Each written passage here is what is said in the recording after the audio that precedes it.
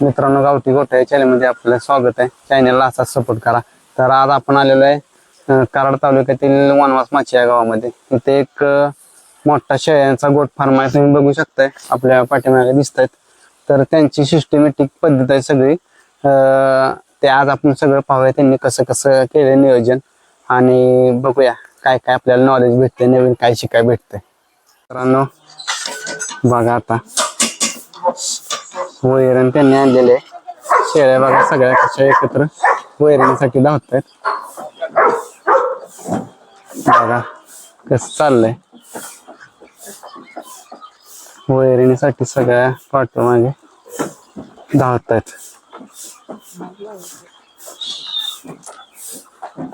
बघू शकता, आज आपण सगळे त्यांच्या गोट्यावर जाणून घेऊया कसं नियोजन. एक नंबर नियोजन दिसतंय त्यांचं सगळं.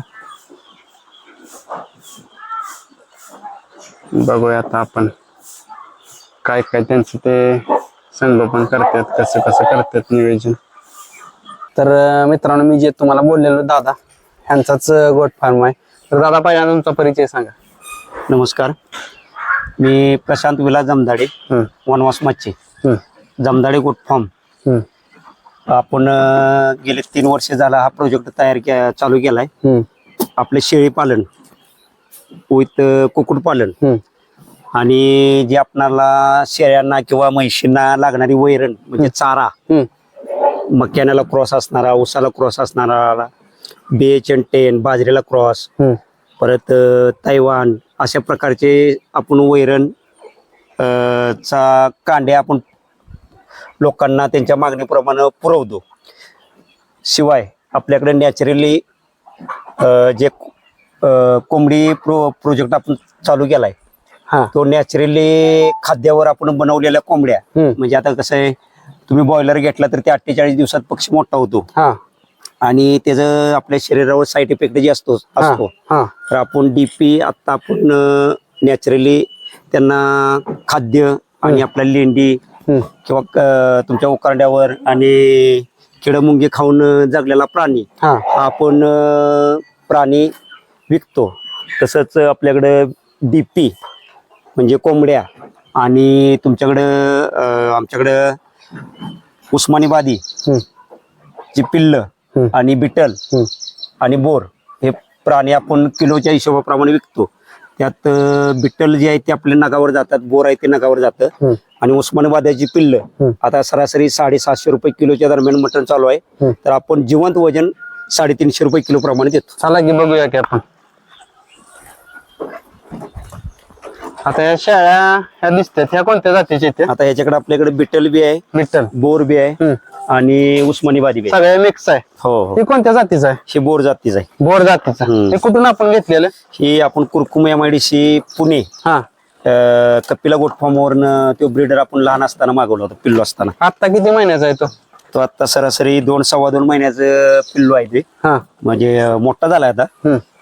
पिल्लू असताना पण आणलं होतं. त्याचं सरासरी आता नाही म्हणलं तर 70 किलोच्या आसपास वजन आहे. दादा, इकडे पण दिसतोय एक मोठा, या की दाखवा की. हा कोणत्या जातीचा आहे? हा बिट्टल जातीचा नर आहे.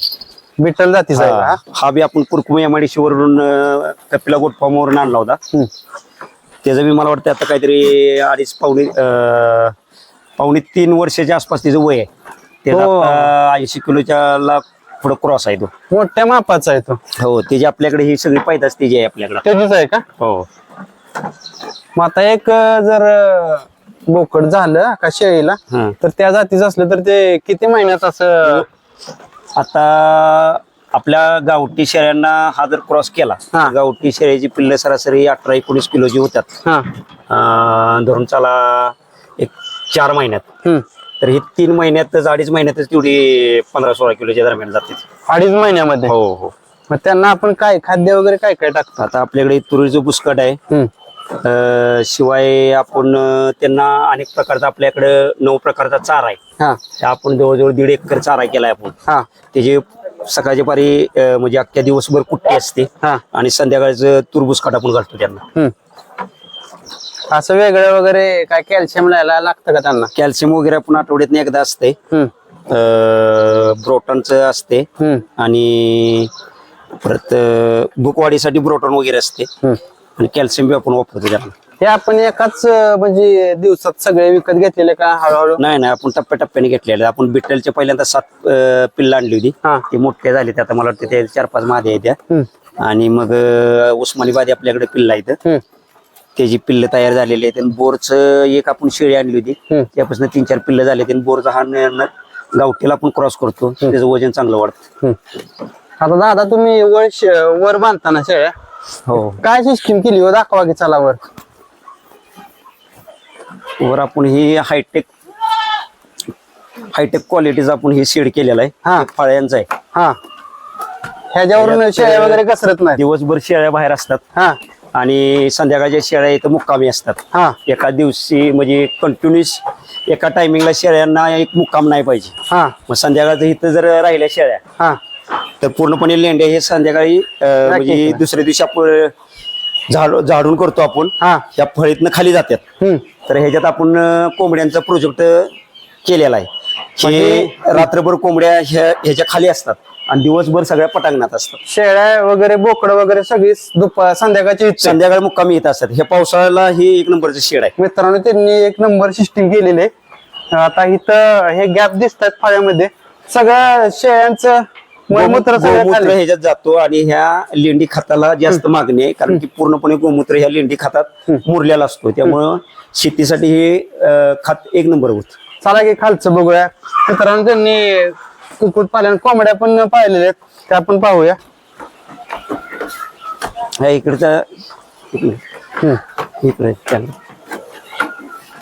हा इथं पूर्णपणे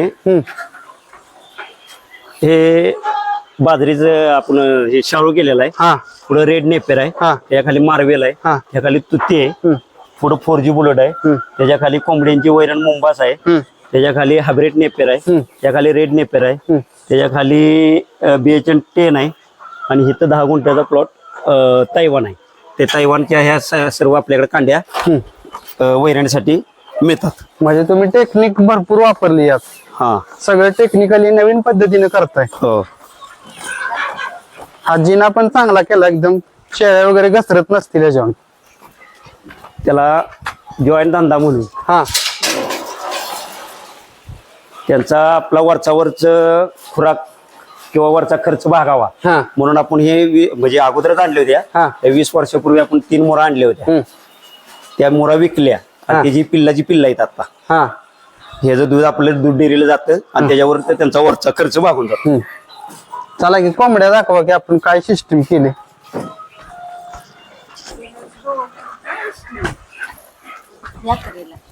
आता ह्या तुम्ही धार काढताय ना ते कशासाठी हो?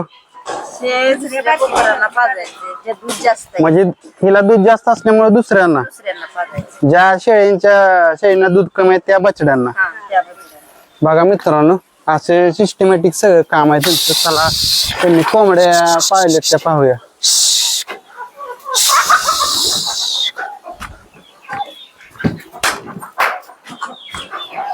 आता हा विक्रीला आलेला लॉट आहे. हा हा सरासरी 5 महिन्याचा आहे. आता हे संध्याकाळची वेळ असल्यामुळे आपण सगळ्या कोंबड्या आत घेतल्या. हा. दिवसभर बाहेर उकरड्यावर आणि लेंडी खात आणि किडमुंग्यावर जगतात. आणि हे त्याच्या अगोदर आपण हा DP लॉट भरलेला आहे. हा आता आपला जवळजवळ 1 महिन्याचा लॉट आहे. आपण प्रत्येक 2 महिन्याला एक लॉट 100दा भरतो. परत ती पिल्ल इकडे घेतो एवढी मोठी झाली की बाहेर सोडतो. चला की या की. म्हणजे ही सिस्टीम तुम्ही भारी केली आहे. ज्यावेळेस वरण सगळं पडतंय शेळ्यांचं तर मलमूत्र ते सगळं खाली इथं आणि त्या खात्यात. तुम्ही मगाशी दाखवलं तसं ही सगळं हे केलेलं आहे इकडं सगळं खाद्याचं त्यांची सोय शेळ्यांची किंवा काय हे सगळी आपली शेती ना. हो इथं 1.5 एकर वैरण आपण केलेलं आहे पूर्णपणे. हा हा प्लॉट मोठा आहे आता. हा त्याला कंपाऊंड मारलेला आहे. 10 गुंठ्याला पण कंपाऊंड मारले. त्या तिकडे वैरणीला जाऊन वैरण खायला जाऊ नये म्हणून इथून पूर्णपणे पॅक केलेला आहे. मग दादा आता हे सगळं तुम्ही मला दाखवलं हे सगळं तर आपल्या म्हणजे कसं काय डोक्यात हा विचार कसा आला की हे काहीतरी असं वेगळं करावं जॉब नको काय नको. नाही मी जॉबला आहे. हा मी आतीतला इमर्सन मध्ये जॉबला आहे. हा पण आता सर्व्हिस राहिली 13 वर्ष. आता मला कमीत कमी नाही म्हणलं तर 45,000 रुपये पगार आहे. हा पण आता 45,000 मध्ये माझं भागत नाही. हा. मग आता 13 वर्षानंतर काय करायचं हा म्हणून आपण थोडस लोन वगैरे काढून किंवा आपल्याला ह्याच्या पहिल्यापासून ह्या गोष्टीचा नाद आहे की 13 वर्षानं जरी काय केलं म्हणजे ह्याच्यात तर कमीत कमी नाही म्हणलं तर आपण महिन्याला एक 25-30,000 रुपये हाय ह्याच्यातून उत्पन्न कंटिन्यूस निघून मिळू शकतं. सगळं म्हणजे प्रॉफिट मिळू profit मिळू शकतो, शकतं. खर्च वगैरे सगळं काढून त्यांचा. हो, आता एक जरी शेळी जरी आपण पकडली 10,000 रुपये जरी एक शेळी घेतली, हा जर तुमची स्वतःची वैरण जर असेल आणि कष्ट करायची तयारी असेल तर एक शेळी नाही म्हणलं तरी आपणाला 14 महिन्याचं शेळीचं वर्ष असते एक 10,000 रुपये देते. मग 10,000 रुपयाची शेळी तुम्हाला 14 महिन्यातच 10,000 रुपये देऊन जाते. राहिलं 5,000, काही कशी बी तुम्ही जर शेळी विकली तर ती 5,000 जाते. मग 10,000चं 1.5 वर्षात कुठली बँक सुद्धा 5,000 रुपये देत नाही. हा मग तसं एका शेळीचं परवडत नाही. पण असं जर तुम्ही 10-15 जर शेळ्या केल्या तर नक्कीच तुम्हाला 100% परवडतं. म्हणजे क्वांटिटी वाढवली पाहिजे, त्यावेळेस तुम्हाला परवडणार आणि कुठेतरी समतोल राहणार, खर्चात वगैरे बॅलन्स राहणार. तूट हे असते जरा मग तेच वगैरे की वगैरे ज्यावेळेस business म्हणले की. कसं आहे बिझनेस मध्ये आता आम्ही भरपूर ठिकाणी फिरलोय. क्वांटिटी तुम्ही जर शेळ्यांची वाढवली तर कुठे आता काय गाभा आहेत तर काय काय ना बछडे होतात ना, मग त्यांचा खर्च निघून जातो ना त्यात. किंवा तुम्ही आता जसं 2 म्हशी पाहिल्या त्या त्यांच्यासाठी म्हणजे खर्चाचा समतोल राहण्यासाठी. आणि ही दादा तुम्ही कोंबड्यांची सिस्टीम जी केली ना ते एक नंबर सिस्टीम केली. नाही का, आपण आता कसं आहे आपल्याकडं व्यापारी येतात पण आपण व्यापाऱ्याला देतच नाही. काय होतं, व्यापारी घेतात, व्यापारी पैसे कमवतात, त्यापेक्षा आपण लोकलला आपल्याला माल पुरत नाही. आता बोकडांची तर एवढी मागणी असते, आपण क्वांटिटी एवढी देऊ शकत नाही. आणि लोकललाच आपले कोंबड्या जातात आपली लोकलला. हे कुठली जात आहे कोंबड्यांची म्हणला मला? आता डीपी आहेत आपल्याकडे. डीपी म्हणजे गावठीलाच क्रॉस असते डीपी. त्याचं फक्त वजन लवकर वाढ होते, एवढंच. लवकर म्हणजे वजन लवकर वाढ होते. आपल्या गावात समजा गावठी जर कोंबडी असेल तर सरासरी ती वर्षात जर कोंबडा मोठा होत असेल तर हा 6 महिन्यात मोठा होतो. पण बॉयलर खाण्यापेक्षा कधी बी चांगलं बॉयलर पक्षी हा 48 दिवसात मोठा होतो. आणि त्याला कसं बाहेरचं तुमचं इंजेक्शन वगैरे देऊन असतं, त्यापेक्षा बॉयलर खाण्यापेक्षा डीपी साध्या पद्धतीने एकदम नॅचरली याचा माणसाच्या शरीरावर कुठल्याही प्रकारचा इफेक्ट होत नाही. आता आपल्याकडे जी माणसं येतात आतापर्यंत आपण नाही म्हणलं तर 500 पक्षी विकले. मग 500 जर जुनं जर कस्टमर 250 असेल तर 250 तर नवीन कस्टमर आहेत. म्हणजे वरचीवर जर येऊन त्यांनी जर नेलं असेल तर 250 लोक येऊन घेऊन जातात. त्याची टेस्ट बघितली, चांगले लागतं बॉयलर पेक्षा घेऊन जातात लोक. मग सरासरी एक कोंबडी आपण कितीला देतो का जास्त क्वांटिटीची? नाही असं काय नसतं. आपल्याला कोंबडा बघून कुठला बी येऊन माणूस घेताना मोठाच घेतो. लमसम आपण कोंबडा 500 रुपये देतो. कोंबडी जे अंड्यावर नाही तलंग आहे ते आपण 400 रुपये देतो. अंड्यावर असेल ते ती 550 पर्यंत जाते, कारण तिचं वजन वाढतं ना. दादा तुमचा कॉन्टॅक्ट नंबर वगैरे सांगा, जर कोणाला जर शेळ्या किंवा बोकड किंवा कोंबड्या घ्यायच्या असतील तर ते तुमचं घेऊ शकतात. काय आपला कॉन्टॅक्ट नंबर काय? प्रशांत विलास जमदाडे, मुक्काम पोस्ट वनवास माची, तालुका कराड, जिल्हा सातारा. Mobile number 9850 28 27 72. तर दादा तुम्ही सगळी एवढी माहिती दिली त्याबद्दल मित्रांनो हा त्यांचा कॉन्टॅक्ट नंबर आहे, तुम्ही कॉन्टॅक्ट करू शकता. त्यांच्याकडे जो माल आहे शेळ्या किंवा बोकड किंवा कोंबडे पण आहेत तुम्ही घेऊ शकता, कॉन्टॅक्ट नंबर त्यांच्याकडे साधून. तर दादा तुम्ही एवढी महत्वाची एक सांगितले संदेश सांगितला किंवा जे नवीन आहेत व्यवसायात पडणार आहेत त्यांना पण एक चांगला संदेश गेला की हा व्यवसाय जर असा पद्धतीने केला तर परवडू शकतो, म्हणजे नक्कीच कुठेतरी फायदा होऊ शकतो. त्याबद्दल धन्यवाद. आपल्या चॅनलचं नाव काय म्हणलं? गावठी गोटा. नमस्कार. आता आमच्या कामाच्या टायमिंगला आले, माझी त्याच्या 2 मिनिटापूर्वी ओळख झाली. आपण कामात होतो त्यामुळे त्यांना म्हणजे त्यांची आपली काही एवढी म्हणावी अशी काही ओळख नाही. त्यांचं बी आभार की त्यांनी वेळात वेळ काढून आमच्या म्हणजे आता मी कॉन्टॅक्ट बी त्यांना केला नव्हता पण त्यांनी वेळात वेळ काढून आमच्या जमदाडे गोट फॉर्मची माहिती चॅनलवर टाकली, त्याबद्दल धन्यवाद, आभारी आहे. थँक्यू. ओके.